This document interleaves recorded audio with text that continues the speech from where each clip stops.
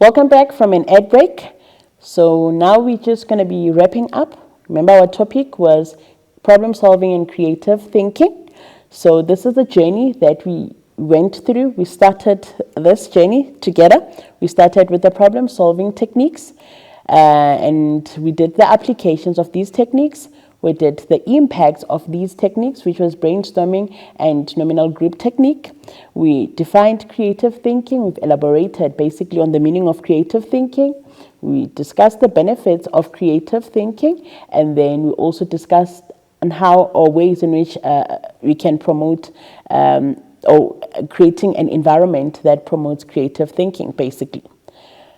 All right. We also came across these words here. Creative, we spoke about it being original, inventive, or resourceful. To generate creativity, ideas featuring new and original methods. We also came across creative thinking. Like I said, we defined it, the ability to think of original, varied ideas or new approaches. These are the other words that we came across: problem and problem-solving techniques. We said problem-solving techniques, it's the various problem-solving techniques which businesses can use to solve the business-related problems. So these are the words that we came across in this particular topic, problem-solving and creative thinking.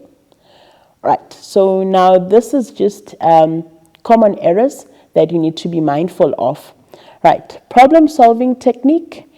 It's the method that we use to solve complex business-related problems. I repeat, problem-solving techniques, it's the method used to solve complex business-related problems. It says here, look for the keywords in every statement. Keywords in every statement in order for you to identify the correct problem-solving technique. So all these techniques, they've got keywords. So if you were to identify, look for the keywords. Right. Do not confuse the application. Do not confuse the application of problem solving with the impact. Application, put to practice. Practice, whereas impact, it refers to what?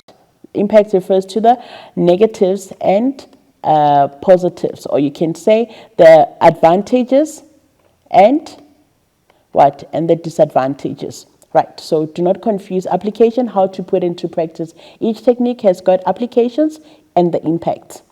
Right, and then we move on.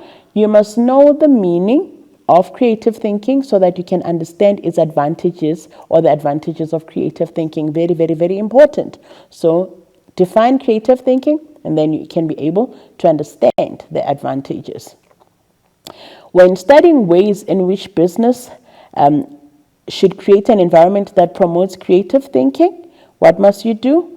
In the workplace, the focus should be on how the business should do this. I repeat, when studying ways in which businesses should create an environment that promotes creative thinking, the focus should be on the word, how should the business do this? Remember, this is just a tip in a way to say, how can the business, what can the business do? The business should encourage, the business should emphasize, the business should motivate.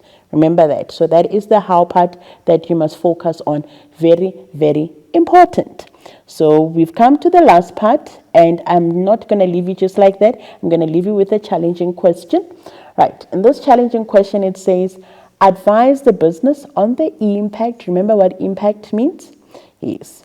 Right. Advise businesses on the impact of the nominal group technique in solving the complex business problems. The impact, not the application, but the impact of the nominal group technique in solving the complex business problems. All right, that's it from me. We've come to the end of our lesson. I hope you've learned so much, because I have learned a lot as well, and I enjoyed being with you throughout this lesson. I'll see you next time. Goodbye.